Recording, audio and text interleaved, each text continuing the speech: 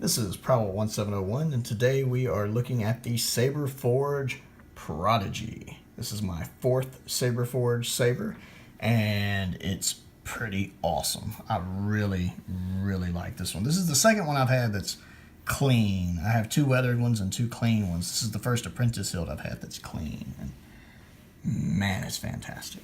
I love the graphics influence, especially here on the emitter. You see with the bunny ears, the slant and the curve right here, the little hole where the light shines through here, and these little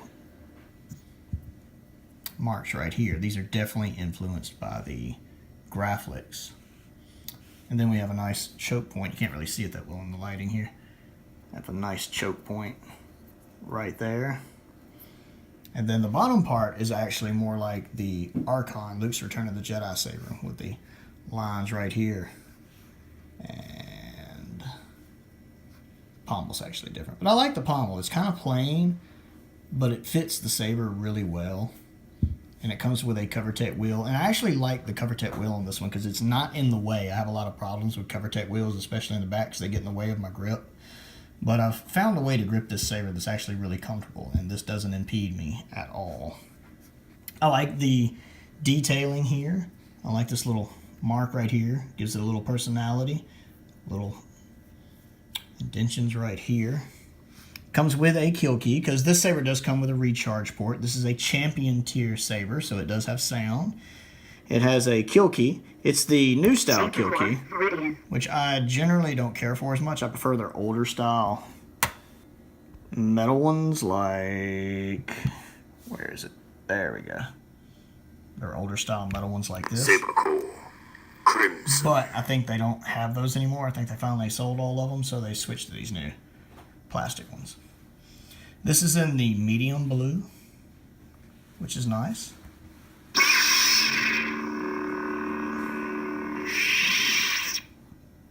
And then the blades are removable, so all you have to do here is right there. Loosen that a bit. This is a little trickier than I anticipated with one hand. It comes with a blade plug. Nice little design right there. Just take that out. Throw the blade in there like that. Tighten it up. We'll do that in a minute. Now this is an Ultra Saber's mid-grade blade I'm using. The Saberforge blade that comes with it is a heavy grade blade, because Saberforge only does heavy grade blades, and they're a little heavier than I like on the saber. I like the mid-grade blade better. We'll have a look at medium blue right there. And it's a really nice blue. I actually really enjoy it. It looks really good. It looks a lot better in person than it's showing up on camera here. It looks more like the blue right here that's showing up on the blanket piece. It is much more indicative of what the color looks like in person. This is actually not very accurate at all. I'm looking at it right now. I'm going back and forth between what it looks like in person and what it's showing up as on the camera, and they're very different.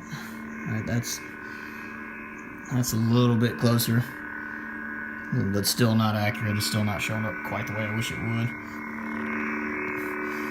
And this is the veteran soundboard, the 2.5. So it has the Viridian and Crimson sound fonts on it. I keep it in the Viridian font because that's their light side font. And I think that one works better.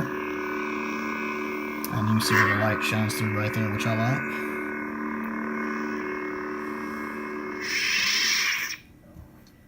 But yeah, I like it. Here it is next to the Talon. You can see it's a little bit shorter. It's closer in size to the Disciple, which I also have here. And it's a little longer, basically the pommel longer than the Disciple.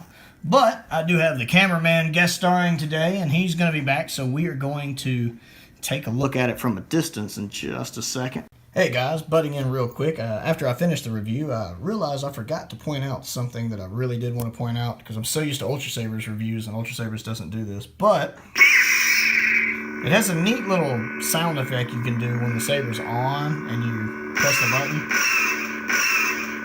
Now on the Viridian sound font, it's a blaster deflect, like the lightsaber's deflecting laser shots. On the Crimson sound font, it sounds like Force Lightning, and you can use Force Lightning on it.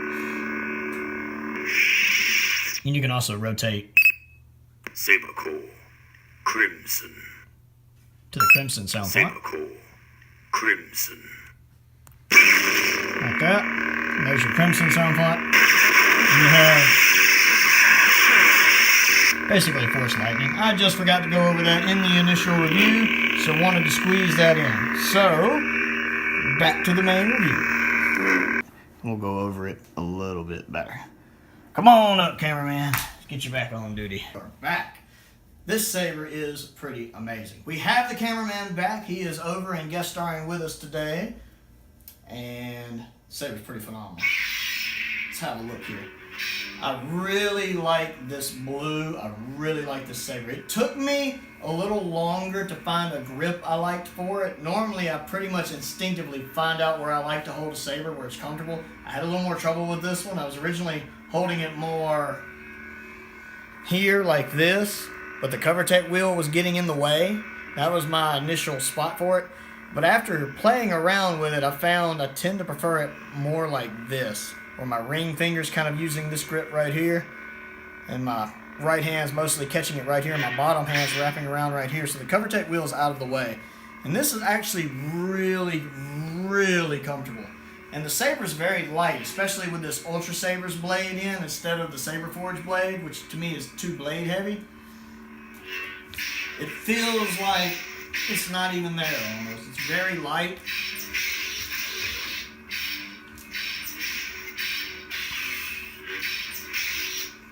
And I could actually easily duel with this. I'm very certain I could duel with this without any trouble. You cut the light off for me. You see the light right here? It's a great shade of blue. This is the Saberforge medium blue. It's pretty bright. It illuminates pretty well. It is not quite the same shade as the Ultra Saber's Arctic Blue, and is considerably lighter than the Ultra Saber's Guardian Blue. I'd say it's somewhere between the two. But it could be my new favorite blue. It's hard for me to pick between it and the Ultra Saber's Guardian Blue. But I will admit, I am quite pleased with this saber. Great for spinning, great for dueling. Really, really impressive. I think it gives my Prophecy a run for its money. I'm going to have to do a comparison video between the two soon.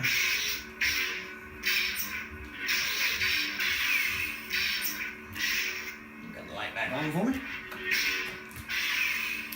Yeah, I'm going to have to do a comparison video, I think, between this and the Prophecy soon, because it's definitely giving my Prophecy a run for its money. I'm also going to do a comparison video between it and the Graphics soon, since it is kind of a miniaturized version of the Graphics, but one that's actually comfortable enough to use. So, we have the Saberforge Prodigy. Amazing saber. I highly recommend it for anyone who likes smaller hilts, or if you're a smaller person and need something that's a little easier to use. This one's high on my recommend list. Strong recommend from me. Hey guys, butting in real quick because I did want to add something to the review.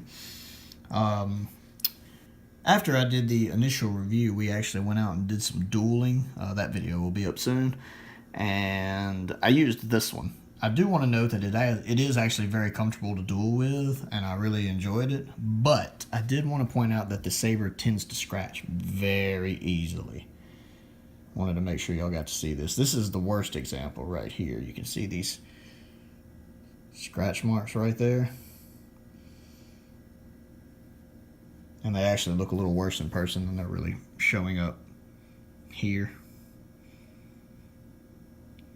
But yeah, that does kind of break up the look. And I didn't really buy this as a beater saber. I bought it as a more a showpiece to look good, and that does kind of break up, you know, how it looks.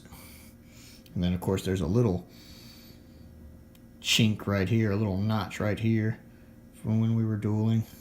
You can see that. That little piece came out somehow, or something took a chunk out of it right there. And then there's a little bit right here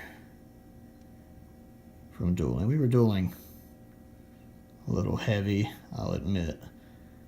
But I didn't think the saber would get that scratched up from a first time out dueling. But to me, the worst one's right here. That definitely kind of breaks up. It's a great saber. It's comfortable to duel with, and if you want one for that, I think it's good for it.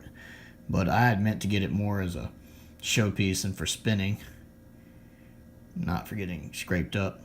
But that's cool. I could always get another one, use it as a show saber, and use this one for dueling because it is comfortable to duel with. But I did want to go ahead and add this to the review just to point out that it does scratch very easily. So if you're going to be dueling with this saber, make sure you know that it can scratch very, very easily. Anyway, this is Prowl 1701. This is the Saberforge Prodigy. Don't forget to click the like button. Don't forget to click the subscribe button and subscribe to the channel. Also, check out my other channel, Another Sci-Fi Guy, where I review different sci-fi related content. I do reviews for steelbooks and limited editions, and I also review episodes. Right now I'm running through Babylon 5 and the new Doctor Who series, and I'll be doing some sci-fi movie reviews as well. And most importantly, as always, thank you for watching.